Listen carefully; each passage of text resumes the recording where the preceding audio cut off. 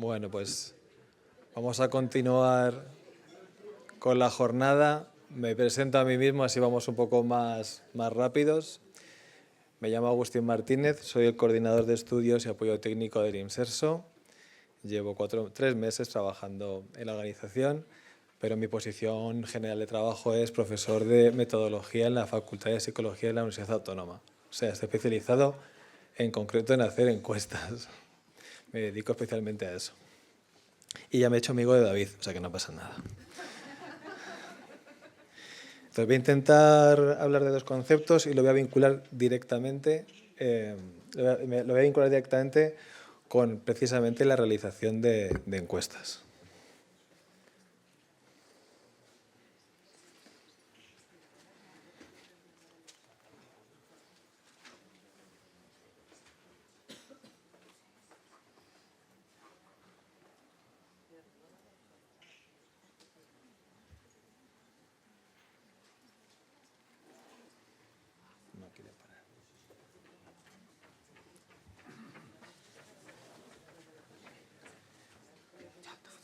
Sí, ahí no.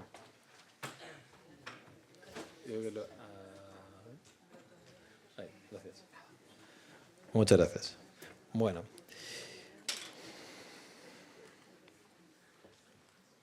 Pues vamos a hablar de autonomía, personalización y luego voy a intentar presentar o defender cómo operativizar estos 2 conceptos para que tengan un efecto en la calidad percibida de los usuarios. O sea, yo no soy experto tanto como otras personas que sí conozco de esta sala en estos 2 conceptos.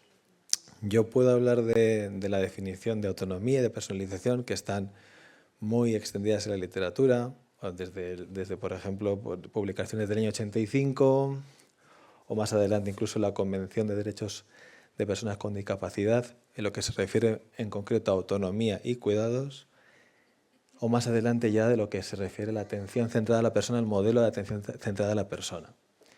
¿A qué nos estamos refiriendo con la autonomía? Bueno, pues un ejemplo que pongo ahí y que sé que no se lee, o sea, que no os esforcéis en leerlo, el que está ahí abajito del todo, os lo leo yo. Pues me refiero, por ejemplo, a una persona mayor con un deterioro cognitivo leve que puede seguir decidiendo sobre su alimentación y actividades diarias con el apoyo de cuidadores que respetan sus preferencias en lugar de darle un régimen estándar. ¿Vale? Al final, aunque tengamos un montón de definiciones operativas de eso, un ejemplo de autonomía puede ser este, ¿no? Y con personalización, ¿a qué me estoy refiriendo exactamente?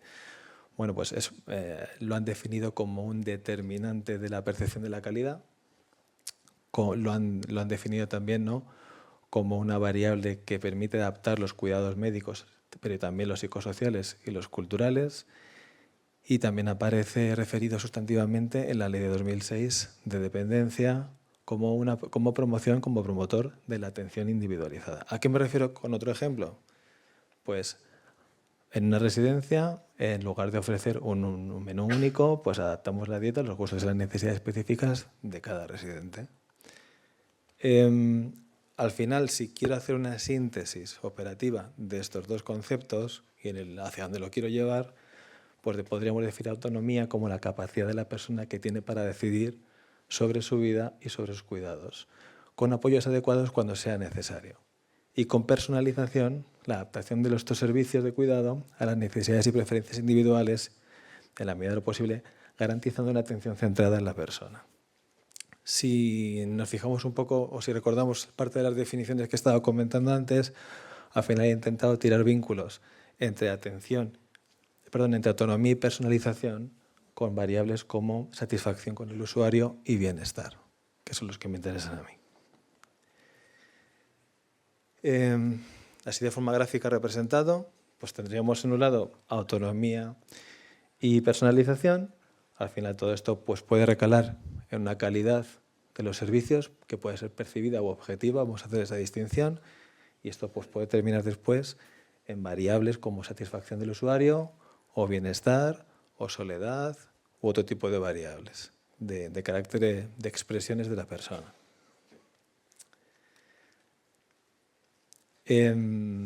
cuando revisamos los sistemas de indicadores de calidad de cuidados, yo me he encontrado, desde que estoy aquí en el INSERSO me he centrado un poco más, he identificado muy buenos reglamentos de indicadores objetivos de calidad, que son necesarios.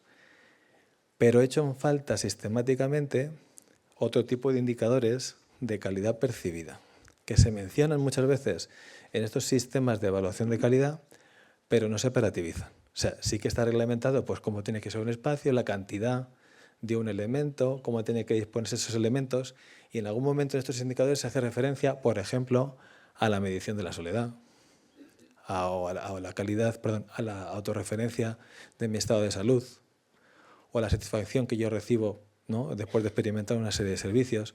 Se mencionan en los sistemas de calidad, pero en ningún caso se indican, porque es complicado, cómo operativizarlo, cómo medirlo y luego cómo esto te genera un indicador que podamos utilizar para mejorar la calidad de los servicios. Eso sí lo he hecho en falta, ¿no? Entonces, yo apoyaré en el INSERSO. Yo sé que hay compañeros míos que están perfeccionando los sistemas de calidad, pero creo que también hay que apoyar el desarrollo de sistemas de monitorización de opiniones de las personas, de forma cuantitativa y cualitativa, de las dos maneras.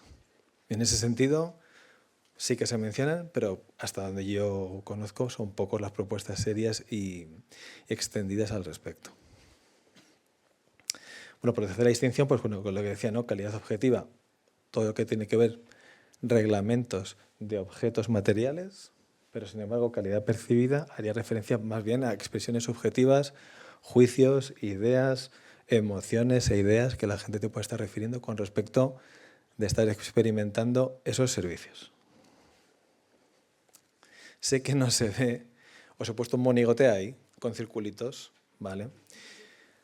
Aunque parezca extraño, esta es la forma en la que se puede operativizar los datos de una encuesta y se pueden cuantificar las relaciones que existen entre conceptos abstractos y lo que la gente te va opinando a cada una de las preguntas que le vamos haciendo. O sea, se ha llegado a ese nivel, los últimos 5 o 10 años, se ha llegado a ese nivel de refinamiento de datos. ¿Para qué nos sirve esto? Bueno, pues en principio, aunque solo nos imaginemos que estamos definiendo un modelo conceptual de cómo se relacionan las variables de calidad percibida con bienestar o con felicidad o con depresión o con soledad, ya podemos suponer que no todas las relaciones entre ese tipo de variables son iguales. ¿Se va a relacionar igual la calidad percibida que yo recibo en un servicio, por ejemplo, la atención personal, o la calidad de las instalaciones que yo estoy percibiendo, o los servicios que yo estoy recibiendo, con mi bienestar general? O sea, todas estas variables que yo acabo de comentar tienen el mismo efecto sobre mi bienestar. Todas estas variables reducen o se relacionan de la misma forma con la soledad que yo siento o con sintomatología depresiva. Pues suponer que todas esas relaciones son exactamente iguales es mucho suponer. En el momento que se cuantifican, pues se empieza a ver que dependiendo del contexto donde evalúas, se establece una magnitud de relaciones y no otras. No todas son iguales, ¿vale? Hasta que no se cuantifican, pues no sabemos de inicio sobre cuál habría que intervenir con más urgencia. Ahora mismo pues no lo conocemos. Sí que hay sistemas ya implementados en otros servicios. Os voy a poner un par de ejemplos. Este monigote que estáis viendo aquí es un sistema de monitorización de opiniones de la Universidad Autónoma de Madrid, que dirijo como hace 10 años o así, en donde 30.000 usuarios opinan sobre la calidad de las bibliotecas de la universidad. Después de 10 años y de bastantes informes, pues ya sabemos cómo operativizar las quejas de la gente, lo que les gusta, y sabemos también qué tipo de variable es la que más hace que estén contentas la gente con el servicio, qué tipo de variables es lo que disminuye sistemáticamente la satisfacción de la gente, qué tipo de variable es la que hace que la gente vuelva a usar el servicio, por ejemplo, ¿no? Y podríamos seguir vinculando con otro tipo de variables. Hasta que no lo hemos cuantificado, pues no lo sabíamos. Y tampoco sabíamos inicialmente la forma de preguntarlo. Ha sido un refinamiento constante después de 10 años. ¿Pero qué obtenemos de vuelta? Bueno, además que podemos comparar entre centros y entre años, que eso es importante también, en lo que establece una forma de medir estandarizada, podemos hacer este tipo de comparaciones.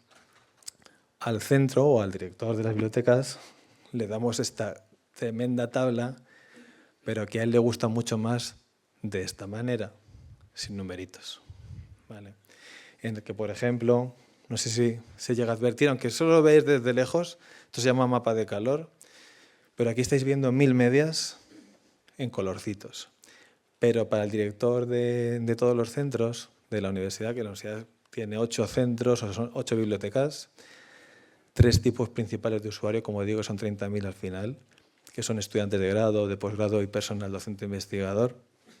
Si os fijáis, tenemos columnas para los centros, una columna para toda la universidad y luego cada uno de los aspectos, os lo pongo aquí en grande, cada uno de los aspectos que se evalúan.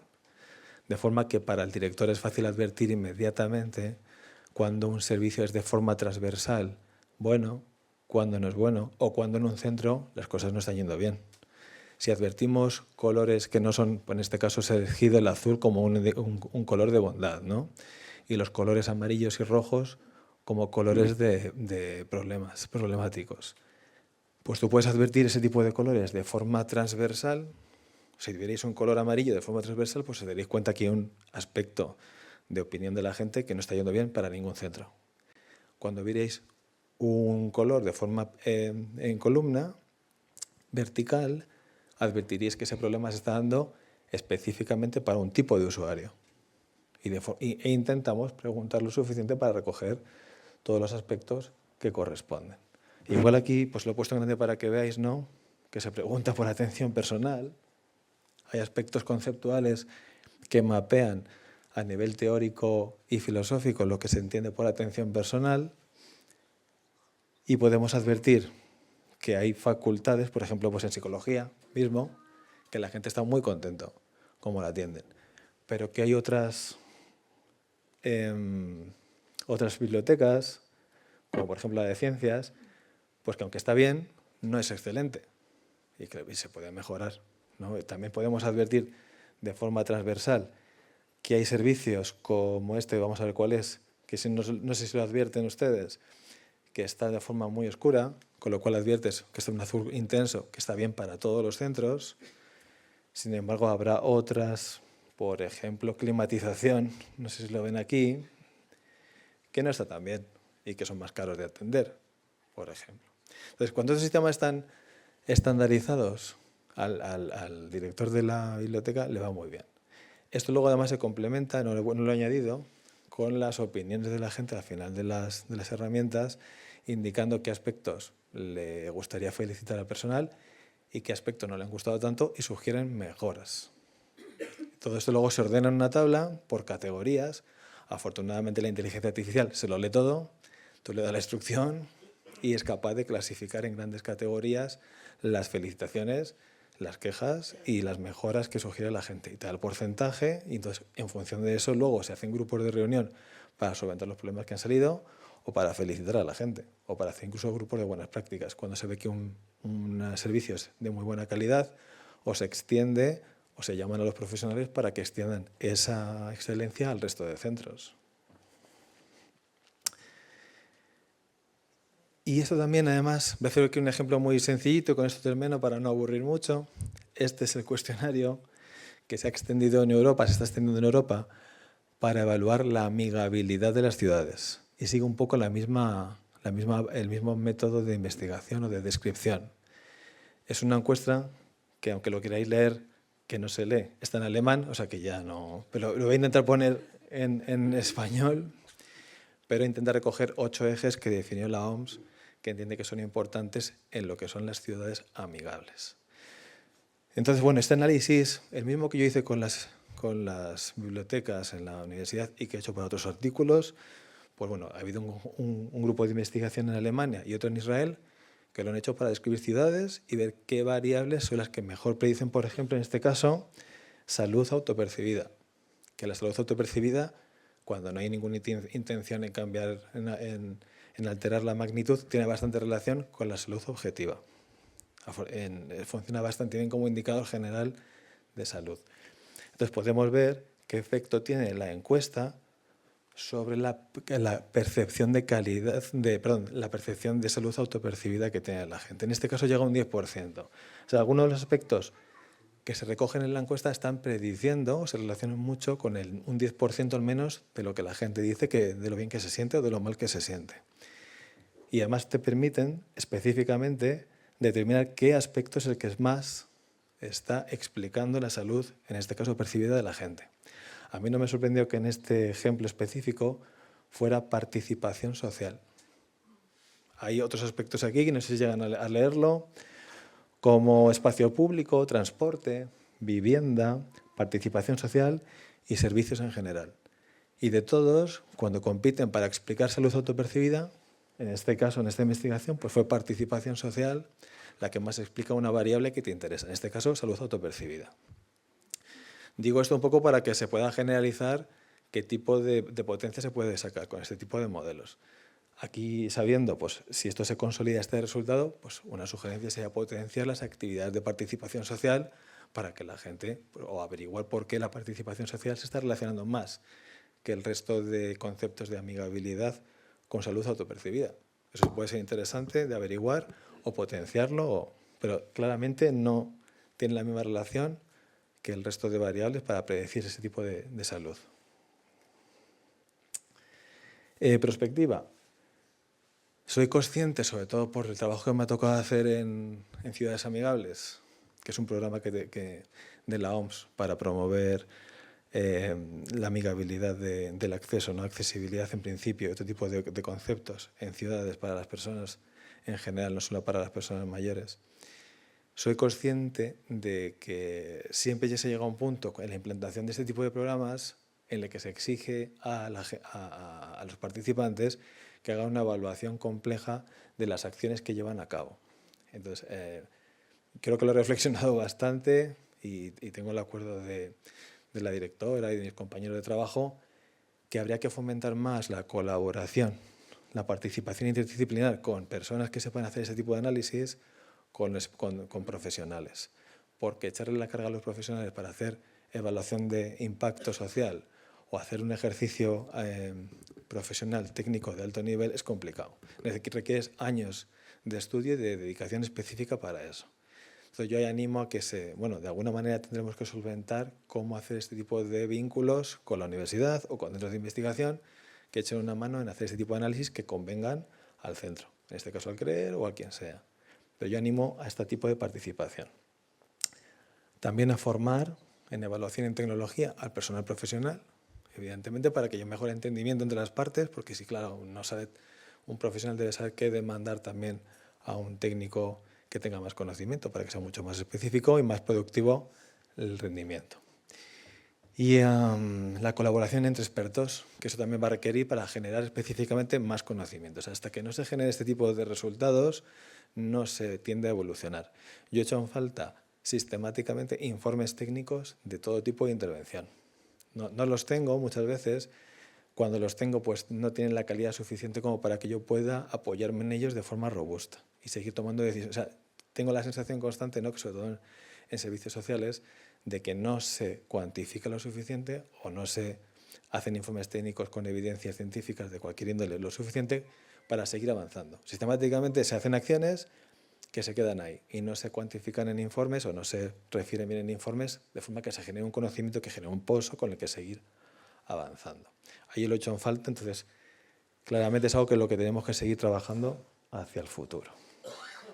Y nada más, he prometido ser escueto y he sido escueto.